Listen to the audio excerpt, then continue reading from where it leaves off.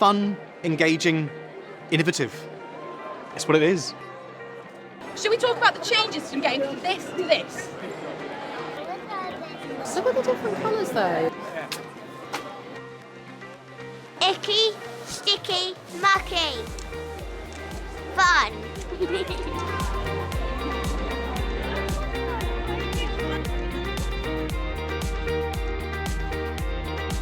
So I've got two boys who are 6 and 4. I'm a scientist and my husband is a scientist, and I thought it would be the best day out and beautiful end of half term to get them here, get their hands dirty and understand a bit of science. I probably will be a future scientist and probably studying trains and many, many more. Science festivals do many things. They are fun, they are educational, but most importantly, it's a way to engage with an audience.